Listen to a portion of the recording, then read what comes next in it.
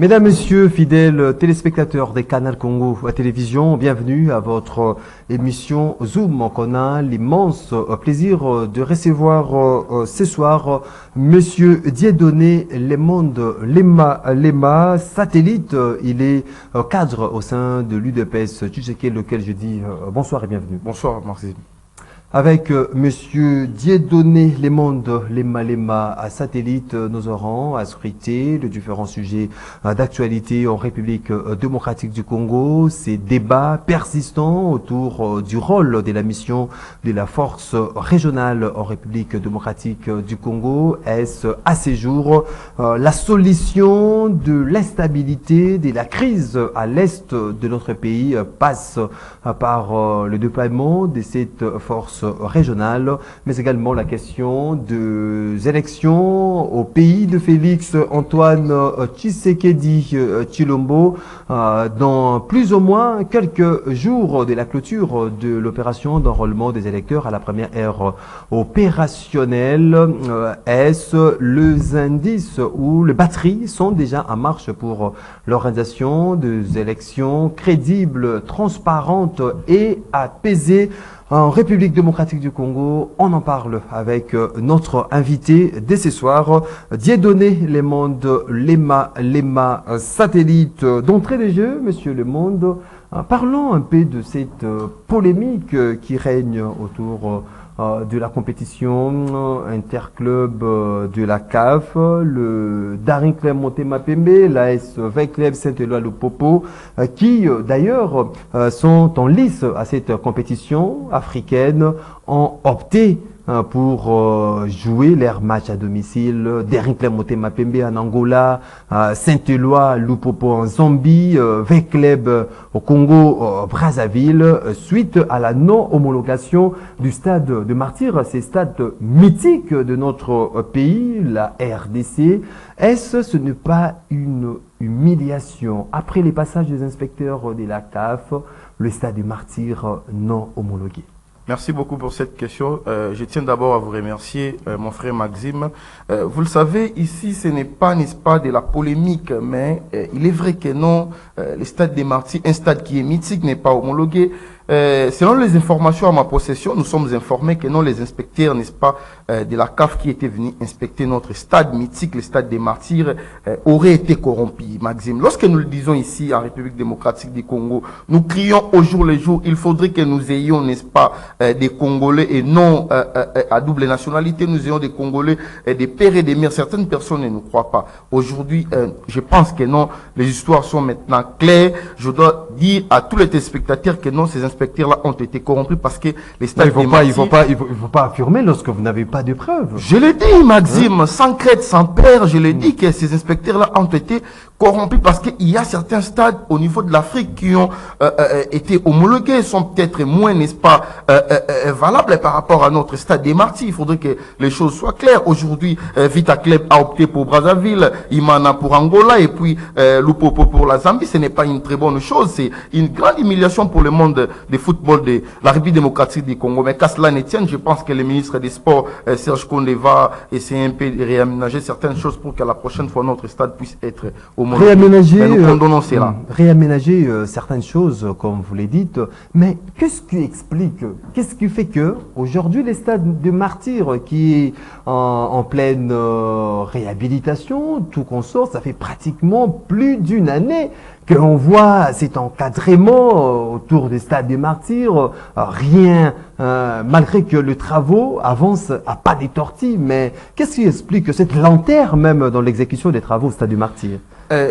Je l'ai dit ici, il s'agit, n'est-ce pas, d'une affaire de corruption. Face à la corruption, au-delà de cet aspect corruption, pourquoi, qu'est-ce que justifie cette lenteur? Est-ce qu'il n'y a pas le moyen pour exécuter rapidement ces travaux? À mon humble avis, je pense que les travaux s'exécutent, n'est-ce pas, chaque jour. Toutefois, lorsque nous prenons ces boulevards triomphales, nous voyons comment les gens travaillent au jour le jour. Je n'ai pas, n'est-ce pas, à ma possession beaucoup d'informations quant à ça. Je pense que vous allez devoir inviter les personnes habilitées. Mais à tout ce que je sais... Tel que le canal de Pongabila, ça fait pratiquement plus d'une année que on ne nous montre pas ces canaux de Pongabi. Bon, moi, je sais que les travaux avancent, n'est-ce pas, quand même Ah, pas des tortilles.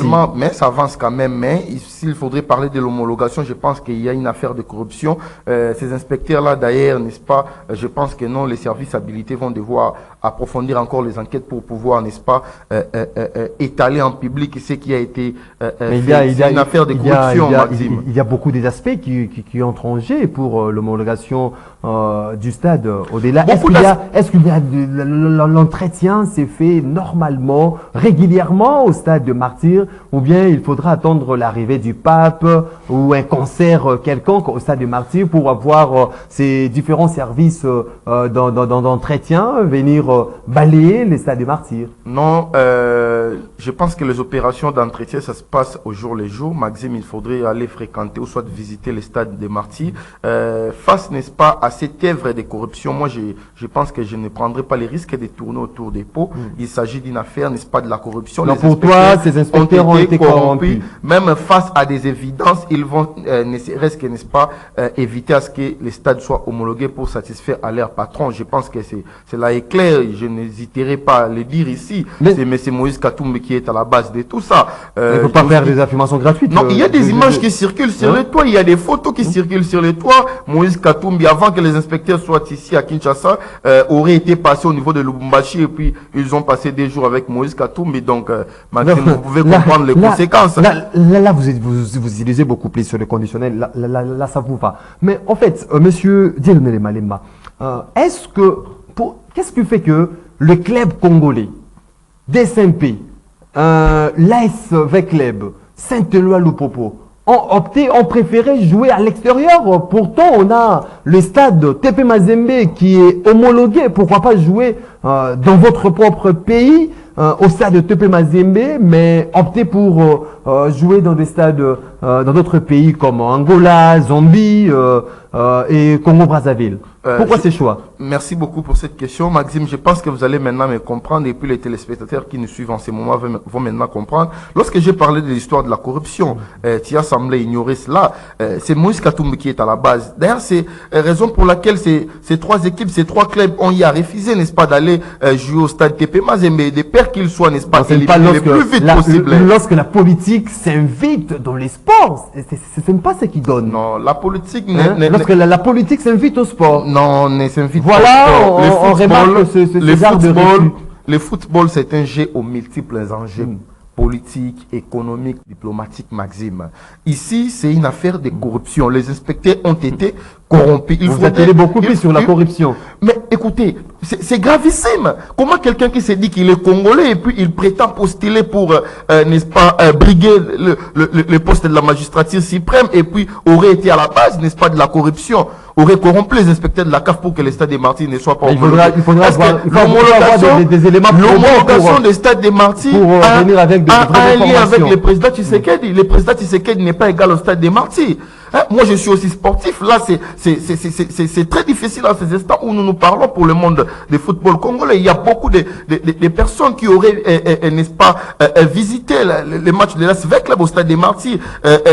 Darin Clémenté Mapembe, le Louchois, là, ils me suivent, auraient bien, n'est-ce pas, vu leur équipe, le Saint-Éloi Lupopo, pour qu'ils puissent jouer, n'est-ce pas, dans les stades des Martyrs. Mais, et là, cela n'est pas fait. On ne peut que condamner cela. Donc, moi, ici, Maxime, je ne manierai pas aux quatre chemins, je condamne seulement la pratique qui s'est, n'est-ce pas, invitée dans notre football. Il ne faudrait pas amener la politique, n'est-ce pas, au football. Par rapport à cet état des choses, nous interpellons vraiment l'autorité, les gouvernements congolais, le ministre du sport Fekoufa. Il faudra vraiment mettre les choses vraiment en ordre pour que les Congolais, parce que c'est vraiment une humiliation, c'est vraiment une honte pour la République démocratique du Congo, qui a le seul stade, presque le seul stade mythique de la capitale ne soit pas homologué. C'est vraiment la honte. Il faut que le gouvernement, le ministre de sport, les présidents de la FECOFA vraiment essayent un peu de parler un même langage pour que de pareilles histoires ne se produisent pas dans notre pays, la République démocratique du Congo, tellement qu'il y a plusieurs championnats, notamment la Coupe du Monde. Nous sommes le léopard de la RDC, on joue pour la Coupe du Monde, Coupe d'Afrique, les éliminatoires. Nous devons vraiment accueillir tous ces différentes équipes nationales d'autres pays au stade de Martyrs. Ça sera quelque chose vraiment de bon pour le football congolais. Parlons maintenant politique. On voit les images. Hein. De là, il y a un coup de pouce. Il y a le stade de Martyrs. Il y a 80, presque 90% de sièges ont été placés au stade de Martyrs. Il n'y a pas question de se mettre dans de pourtour autoconsort. Ça converge à ce que je venais de dire, n'est-ce pas? Le stade est pratiquement très propre. Parlons, il y a plusieurs aspects qui entrent en jeu. Parlons à présent de la politique. Monsieur Dieudonné, les mondes, l'EMA 10 satellites. En fait, cette question qui taraude l'esprit de plus d'un Congolais, la force régionale. Vous avez suivi avec moi les différentes manifestations organisées notamment à Goma pour demander, exiger le départ de cette force vu leur mission un peu compromettante, mission d'observation, mission offensive. La population ne comprend jusque-là rien. On a vu également le médiateur Uhuru Kenyatta qui appelle d'autres pays membres de cette force régionale à envoyer leurs hommes sur le sol congolais, surtout à l'est pour la stabilité. Est-ce que ce n'est pas une chose et son contraire? Est-ce que la voix de la population est attendue par rapport à cette affaire de la force régionale?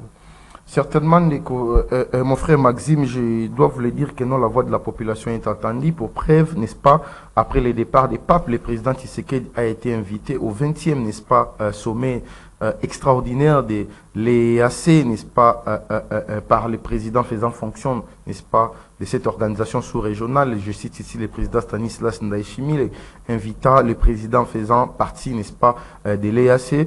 Nous allons noter, il y avait la présence du président Tshisekedi, Paul Kagame et tant d'autres. Là, c'est les derniers sommets de Bujumbura. Tout à fait, n'est-ce pas, pour vous dire que non, la voix de la population est entendue. Non seulement cette voix est entendue, n'est-ce pas, par les autorités, mais le président Tshisekedi cesse aussi de porter cette voix, n'est-ce pas, partout il part, n'est-ce pas, dans tous les salons diplomatiques. Quelle est cette voix qui est entendue, selon vous? La population manifeste ici au pays contre cette force régionale, vu son caractère inoffensif, mais on voit au niveau de ces sommets de Bujumbura, on appelle d'autres pays membres de cette communauté de déployer en toute urgence leurs forces.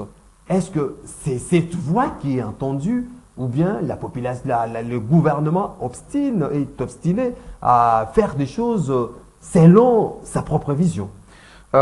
Nous étions au sommet, n'est-ce pas, de Luanda au mois d'octobre avec les pays membres de l'EAC. Par après, n'est-ce pas, ça nous a amené à une feuille de route au mois de novembre, une feuille de route, n'est-ce pas, qui définissait le processus, n'est-ce pas, de désarmement des M23. Maxime, je dois vous le dire, le président Tshisekedi n'a cessé de porter haut cette voix-là de la population parce que lors, n'est-ce pas, de l'issue des assises, n'est-ce pas, des mini-sommets de Luanda, il a été convenu qu'au plus tard, le 15 janvier, on doit mettre fin, n'est-ce pas, aux hostilités. Les M23 devraient, n'est-ce pas, se retirer des zones auxquelles ils occupent et non seulement se retirer, mais aussi déposer les armes. Par après, le gouvernement congolais aurait pris leur, n'est-ce pas, désidératants en considération. Vous allez, n'est-ce pas, converger avec moi. Le président Tshisekedi, lorsqu'il était parti au 20e, n'est-ce pas, sommet de l'EAC, il a même interpellé, n'est-ce pas, un général kenyan qui est le responsable de l'opération des forces régionales sur terrain. Il l'a interpellé en lui disant que non, il faudrait écouter la population. Non seulement qu'il faudrait écouter la population, mais vous êtes venus pour nous aider. Vous êtes venus pour chasser les M23. C'est une question... chose qui n'est pas passée de bon oeil auprès de la population. Le fait pour le chef de l'État de s'adresser à ces généraux au lieu de s'adresser à ses homologues qui étaient dans ces sommets? Il avait aussi fait. Les chefs d'État de l'EAC ont noté que le M23, non seulement qu'il a manqué du respect à la République démocratique du Congo, mais aussi il a manqué du respect à tous les chefs, n'est-ce pas, d'État membres de l'EAC. Par voie de conséquence, je dois vous le dire ici, il y a une décision qui a été prise. Attendons notre mal à patience, vous allez voir comment cette force va se transformer à une force, n'est-ce pas, offensive, et puis nous allons mettre fin à ces hostilités. Donc, je voudrais aussi profiter de cette occasion pour dire un grand merci, n'est-ce pas, au président Uhuru Kenyatta qui a encore appelé aux pays membres de l'EAC pour qu'ils puissent, n'est-ce pas, envoyer le plus vite possible l'air militaire pour que les opérations puissent continuer. Monsieur Dieudonné Lemonde Lemalema, avez-vous la foi? Croyez-vous à cette force régionale de trouver solution? Croyez-vous à la transformation de cette force régionale au rôle ou à une mission offensive à l'Est? Je crois à la génie diplomatie du président Félix-Antoine Tshisekedi Tshilombo, étant donné que le président n'a pas encore résilié ce qu'il avait, n'est-ce pas, signé comme accord. Je continue toujours à croire. Il faudrait ici, n'est-ce pas... Est-ce qu'il ne faut pas faire pression? Il ne faut pas... Peut-être le président ou le gouvernement a été roulé. Peut-être cet accord avec l'EAC était une arc. Faire pression pour qu'on se retire de cette force, comme l'exige tantôt la population de Goma. Le président Mbosokodi avait pris langue, n'est-ce pas, monsieur le journaliste, avec le ministre de la Défense. Vous le savez, le président Mbosso, qu'est-ce qu'il avait dit? Il avait dit, ben, nous attendons, n'est-ce pas, à la force, n'est-ce pas, sous-régionale de l'EAC, puis se transformer à une force offensive parce que nous en avons besoin. Au cas contraire, nous allons tirer toutes les conséquences possibles. Il ne faudrait pas que nous soyons toujours pessimistes, et moi, je reste optimiste.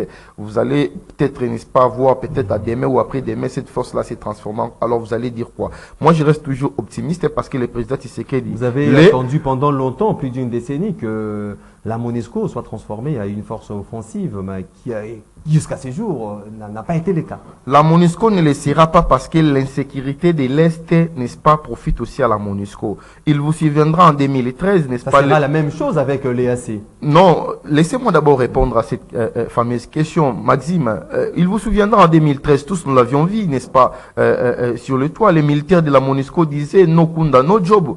Je ne sais pas si j'ai maillé sur votre plateau ici, je ne pense pas. Donc aujourd'hui, l'insécurité, n'est-ce pas, de la partie orientale de la République démocratique du Congo profite à certaines puissances, n'est-ce pas. Ces puissances-là, n'est-ce pas, c'est eux qui guident, c'est eux qui donnent les impulsions à la MONUSCO.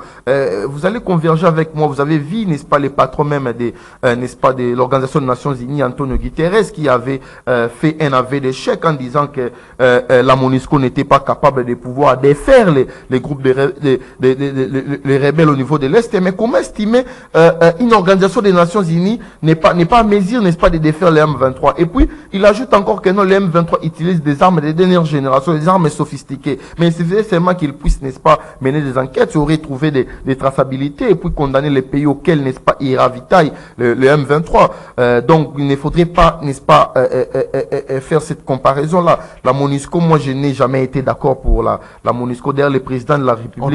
cette force de l'EAC d'une la MONUSCO bis. Non, lors de la 76e Assemblée Générale des Nations Unies, le président Tshisekedi même avait demandé le retrait de la MONUSCO, mais un retrait qui sera systématique, progressif, donc c'est-à-dire organisé. Il faudrait donner encore de la chance à la force de l'EAC. Vous le savez très bien que non, le Rwanda aujourd'hui... Non, vous êtes déterminé à cette force-là. Mais je suis au-delà de ce qu'on voit sur terrain, la réalité est tout autre chose qui ne peut pas vous plaire. À partir du moment où le président Tshisekedi... Au moment où le chef de l'État parle que l'EAC va entrer par Bunagana, chose n'a pas été le cas. L'EAC n'est pas entré par Bunagana. L'EAC est accusé aujourd'hui par la population de travailler en connivence, en complicité avec le rebelle du M23. On ne voit pas l'EAC attaquer ces rebelles du M23. Ça vous réjouit tout ça? Non, ça ne me réjouit pas si l'EAC n'attaquait pas le M23 parce qu'il n'avait pas encore réussi la mission, n'est-ce pas, offensive. L'EAC n'est pas entré, comme l'a dit le chef de l'État, par Bunagana pour mettre fin à cette sorte de C'est guerre c'est une entre les question 23. sécuritaire. Si la force, là vous parlez des troupes kenyennes, si les troupes kenyennes n'ont pas, n'est-ce pas, fait son entrée par le Bunagana, Ndeko Maxime, il faudrait comprendre des questions sécuritaires. Moi, je ne voudrais pas ici peut-être contredire le président Tshisekedi, mais je pense que je reste toujours optimiste à cette force sous-régionale, et surtout que le président Tshisekedi était, n'est-ce pas, très convaincant à ses pairs lors, n'est-ce pas, de la 20e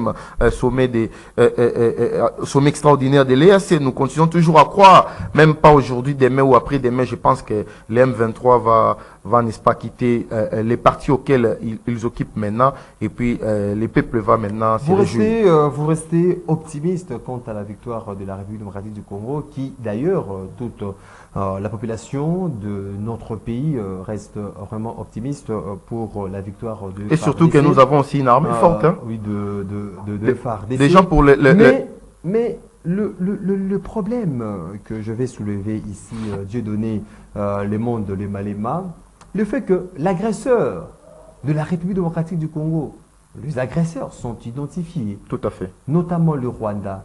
On ajoute à cela l'Ouganda. Mais les deux pays sont dans cette force, sont dans l'organisation régionale de la communauté de l'Afrique de l'Est. Est-ce qu'aujourd'hui, vous voyez, récemment, il y a eu l'expulsion de ces hauts officiers rwandais qui travaillaient dans la coordination du pilotage de cette force régionale. Pensez-vous que l'Ouganda, qui envoie ces hommes, le Rwanda, qui d'ailleurs venait d'expulser, le général venait d'expulser les officiers rwandais, pensez-vous que ces éléments ougandais, rwandais, qui sont dans la force régionale, vont planifier de stratégies pour attaquer le rebelle dont ils soutiennent? Les agresseurs, le Rwanda et l'Ouganda font partie de l'EAC. Est-ce qu'ils vont, n'est-ce pas, travailler pour notre bien? Maxime, il faudrait, n'est-ce pas, se rappeler, il y a quelques jours ici, le chef d'état-major, je cite ici Christian Chiwewe, avait, n'est-ce pas, pris langue avec le ministre de la Défense, et puis cela avait abouti. Je dois vous le confirmer aujourd'hui que non, il n'y a aucun militaire de la République du Rwanda ou peut-être de l'Ouganda, je parlerai du Rwanda, qui fait encore partie, n'est-ce pas, de cette force régionale qui est dépêchée au niveau de la République démocratique du Congo. Je pense qu'ils ne sont pas là. Comme ils ne sont pas là, je pense que ceux qui sont là, ils pourront peut-être, n'est-ce pas, mener la guerre contre les M23 sans pour autant que cela puisse, n'est-ce pas, trouver des préjudices à notre pays. C'est plus normal. D'ailleurs, nous avons une armée forte. Vous le savez, aujourd'hui, à 7 heures du matin, j'ai appris, n'est-ce pas, j'ai un ami aussi qui habite Goma, déjà au niveau des sacs, et nous avons nos éléments ont essayé un peu de repousser les M23. Ils ne sont plus maintenant au niveau des sacs, et il faudrait aussi féliciter cela. Nous avons une armée forte. Notre armée est classée 8e au niveau, n'est-ce pas, de l'Afrique. Nous avons une armée très puissante, Maxime. Il ne faudrait pas remettre cela à cause. Si jamais nous sommes fait recours au niveau de l'EA, c'est parce que nous sommes membres, n'est-ce pas? La République démocratique du Congo, c'est un sous-continent.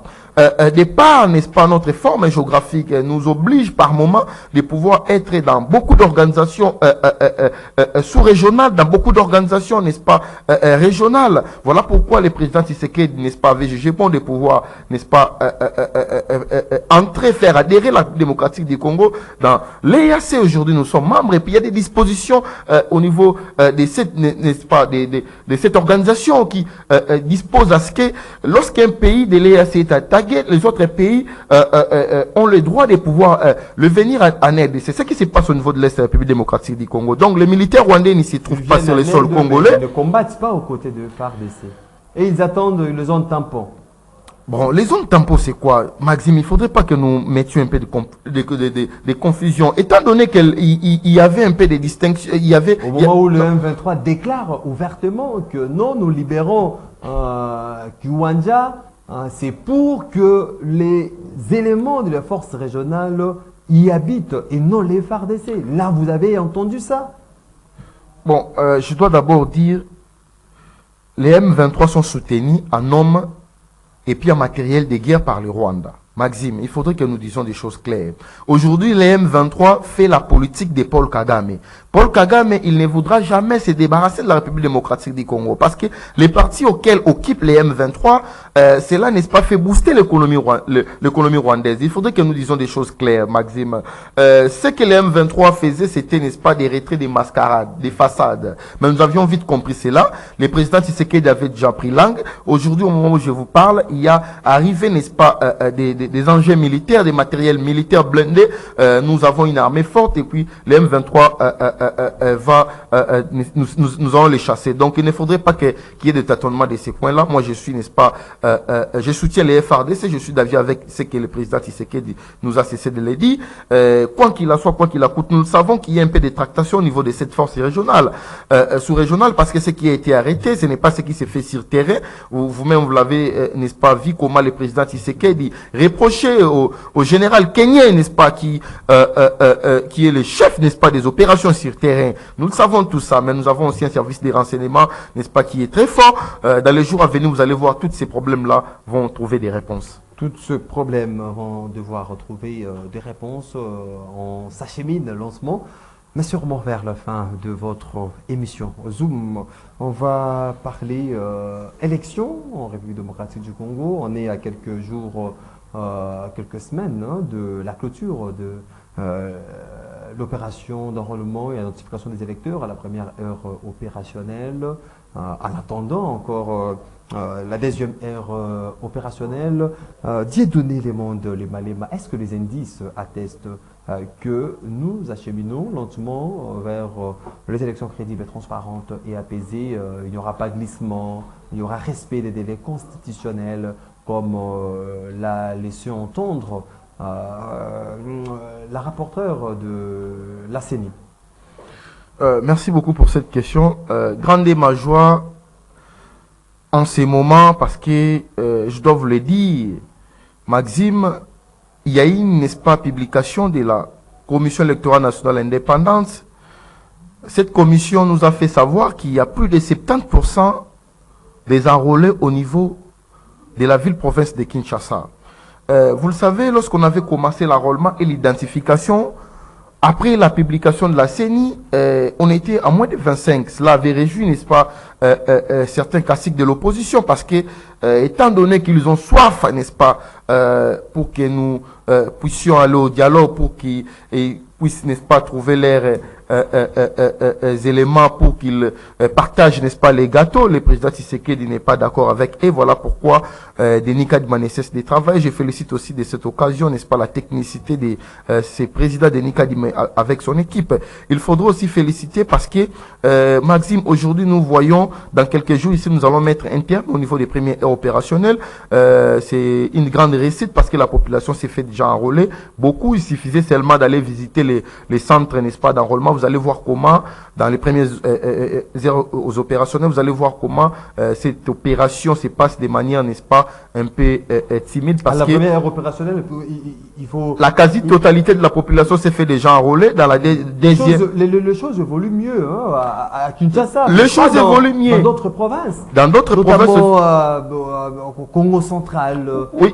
À l'Équateur, où il y a certains bureaux qui souffrent jusqu'à ces jours. Non, le taux des personnes enrôlées est au rabais. Au rabais, on a dit ce qu'on vient pas ici à Kinshasa aussi, on le disait ainsi, mais aujourd'hui nous sommes à plus de 70%. Je profite aussi de votre micro pour en appeler la population de ces coins-là de pouvoir, n'est-ce pas, aller se faire identifier et se faire enrôler. Vous l'avez, n'est-ce pas, vu comment le 10 février, le président de la CENI, Denis Kadima, était parti, n'est-ce pas, était invité à la primatie, avait pris langue avec le Premier ministre. Il y avait aussi, je signale, la présence des ministres de la Défense et celui ayant l'intérieur et la sécurité dans ses attributions pour, n'est-ce pas, clôturer dans des zones, dans les troisièmes, n'est-ce pas, zones, dans les troisièmes aires opérationnelles, précisément dans les provinces, n'est-ce pas, des Nord Kivu, Sud Kivu et puis Maniema, là où gangrène encore l'insécurité. Et puis le président, n'est-ce pas, Denis Kadima, était sorti, n'est-ce pas, joyeux en disant que non,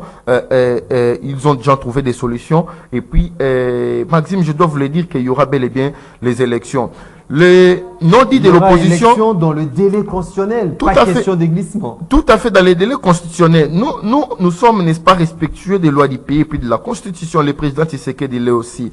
Nous organiserons des élections, et non seulement des élections crédibles, apaisées, transparentes, mais aussi dans les délais constitutionnels. Voilà pourquoi le président Tshisekedi n'a cessé, n'est-ce pas, d'interpeller la communauté, n'est-ce pas, nationale et internationale à pouvoir, n'est-ce pas, donner l'air main forte à cette commission électorale nationale indépendante, chose que l'opposition ne faisait pas. On doit dire des choses claires. Le souci de l'opposition était que nous y allons au dialogue. Nous y allons au dialogue. Nous le savons. Le président Tshisekedi ne peut pas, n'est-ce pas, violer la Constitution pour satisfaire l'opposition. Il ne peut pas, n'est-ce pas, violer la Constitution pour satisfaire un groupe de gens. Donc, nous irons bel et bien aux élections. Nous, l'UDPS, on s'est préparé des gens. Je dois déjà vous le dire, il y a une communication qui a été signée par notre, n'est-ce pas, secrétaire général Augustin Kabouya, qui assure, n'est-ce pas, les affaires quotidiennes du parti, en nous interpellant de pouvoir se positionner des gens à ce qui concerne les séances électorales. Nous, les DPS, nous sommes déjà prêts. Voilà pourquoi je voudrais, n'est-ce pas, ici,